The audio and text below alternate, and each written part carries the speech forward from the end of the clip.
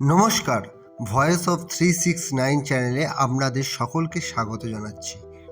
আজকের আমি এই ভিডিওতে আলোচনা করব যে পছন্দ মতন মার্কস কিভাবে আপনি পেতে পারবেন। তাই আপনি যদি কোনো স্টুডেন্ট হন তাহলে এই ভিডিওটা আপনার কাছে খুবই গুরুত্বপূর্ণ হতে চলেছে।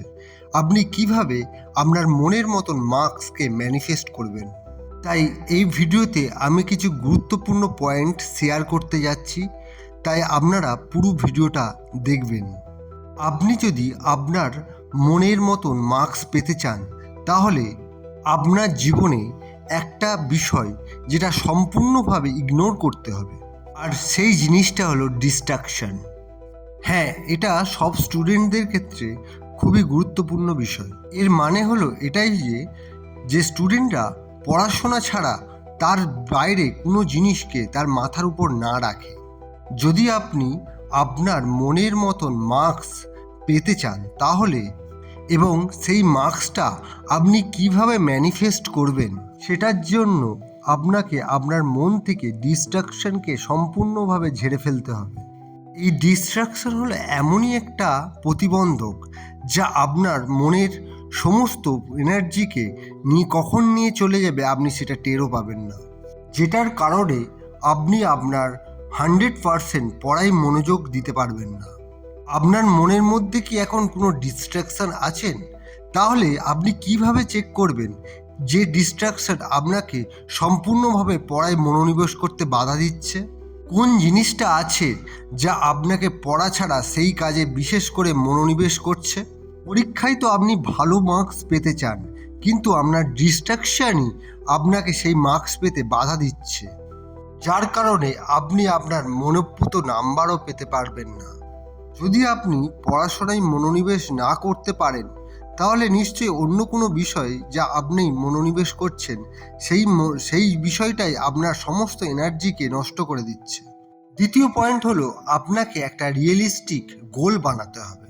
আপনি যদি এখন ধরে নেন যে আপনি পড়াশোনায় ভালো নয়, কিন্তু আপনি মন থেকে চাইছেন যে আপনি পাশ করবেন, তাহলে এখানে যদি আপনি ভাবেন যে আমি এক্সামে টপ হব, অর্থাৎ আপনি সেরা হবেন, সেই ম্যানিফেস্ট যদি আপনি করেন তাহলে এটা সম্ভব নয়। কারণ আপনার রিয়েলিস্টিকভাবে আপনি যতটা এফর্ট দেওয়ার দরকার সেটা আপনি দেননি, সেখানে আপনি ফার্স্ট বা টপ হতে পারবেন না। কারণ আপনি যদি মন থেকেও চান যে আপনি টপ র্যাঙ্ক করবেন তাহলে আপনার সাবকনশাস মাইন্ড বিলিভই করবে না যে আপনি টপ হবেন। কারণ টপ হওয়ার জন্য যে ফিলিংসটা দরকার সেটা আপনি আগে করেননি। তাই আপনার গোলটাকে এমনভাবে লক্ষ্যে রাখতে হবে যেটা আপনার মাইন্ড বিশ্বাস করবে, যেখানে কোনো রেসিস্টেন্ট অর্থাৎ বাধা আসবে না। এবার এই বিষয়টা আমি একটা উদাহরণের সাহায্যে বোঝানোর চেষ্টা করছি।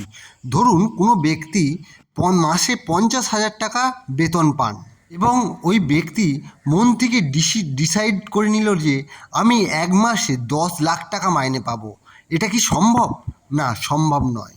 কারণ তার মনই বিশ্বাস করবে না যে তার মাসে 10 লাখ টাকা মাইনে হবে।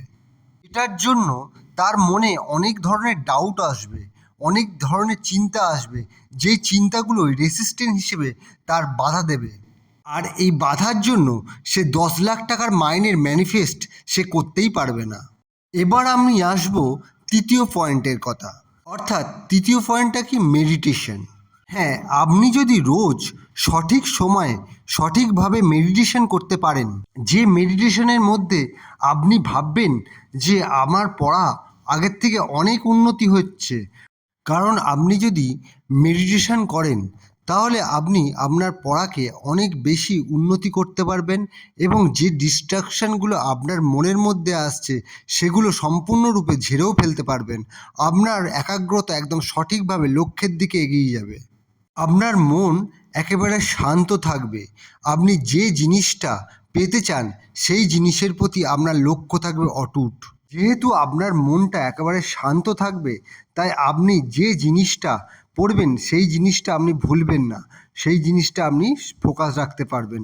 এবার আমি আসবো 4 নম্বর পয়েন্টের কথা। যেখানে আপনাকে সম্পূর্ণভাবে ভিজুয়ালাইজ করতে হবে, অর্থাৎ আপনি পরীক্ষায় যে নাম্বার পেতে চান সেই নাম্বারটা আপনাকে বারবার মনে করতে হবে, স্মরণ করতে হবে। আপনাকে ভাবতে হবে আপনি এক্সাম সেন্টারে গেছেন এবং সেখানে সমস্ত প্রশ্নের উত্তর আপনি সঠিকভাবে করে ফেলছেন। এছাড়া আপনাকে আরও কল্পনা করতে হবে যে আপনি স্কুলে গেছেন, সেখানে আপনার হাতে আপনার টিচার রেজাল্ট তুলে দিচ্ছে, সেখানে আপনার নাম লেখা আছে, আর তার সঙ্গে আপনি যে নাম্বারটা পেতে চাইছেন সেই নাম্বারটা আপনি বড় বড় করে দেখতে পাচ্ছেন। এই জিনিসটার জন্য আপনাকে প্রতিদিন মিনিমাম 10 মিনিট করে ভিজুয়ালাইজ করতে হবে।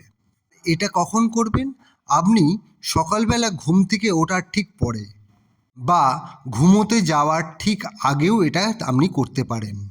এটা আপনি মনে রাখবেন, আপনি যখন ভিজুয়ালাইজ করবেন আপনার ইমোশনকে সেই রেজাল্টের নাম্বারের সঙ্গে একেবারে মিশিয়ে দিতে হবে। তার মানে এটা যে আপনি আপনার ফোকাসটাকে একেবারে স্থির রেখে আপনার শুধু পড়াশোনায় ধ্যান দেওয়া উচিত, অন্য কোনো বিষয়ের প্রতি আপনার মনোনিবেশ করা একেবারেই উচিত নয়। এক্ষেত্রে আপনাকে সচেতন থাকতে হবে আপনার অ্যাকশানের উপর, অর্থাৎ আপনি কী কাজ এই মুহূর্তে করছেন। এই অ্যাকশানটা কি? এই অ্যাকশানটা হলো আপনার সঠিকভাবে পড়াশোনা করা। যখন আপনি মন থেকে একেবারে ফাইনাল রেজাল্টের কথা ভিজুয়ালাইজ করবেন, তখন আপনার মাইন্ড আপনাকে দিয়ে সঠিকভাবে কাজ করিয়ে নেবে। কাজ করিয়ে নেবে মানে, অর্থাৎ আপনাকে পড়াশোনাতে ইনফ্লুয়েন্স করবে আপনার ব্রেন। আপনি কিভাবে ওই নাম্বারটা পেতে গেলে আপনাকে কতটা পরিশ্রম করতে হবে, কিভাবে প্রিপারেশন নিতে হবে, সেই গাইড আপনাকে আপনার ব্রেনই করিয়ে নেবে। আপনার সাবকনশাস মাইন্ডই আপনাকে সবসময় হেল্প করবে যে আপনি কতটা পড়াশোনা করবেন। আপনার মনের মধ্যে থাকা ডিস্ট্র্যাকশনগুলোকে একেবারে ধুয়ে মুছে পরিষ্কার করে দেবে আপনার সাবকনশাস মাইন্ড।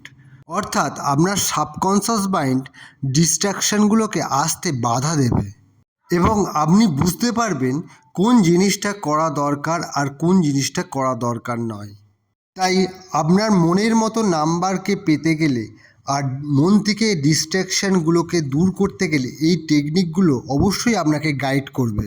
সবার শেষে আপনি যখন ফাইনালি আপনার মনের মতো নাম্বারটা পেয়ে যাবেন, অর্থাৎ মনের মতো রেজাল্ট আপনি হাতে পাবেন, তখন আপনি নিজে থেকেই আরও পজিটিভ এবং আরও নিজেকে অ্যাক্টিভ করে গড়ে তুলতে পারবেন।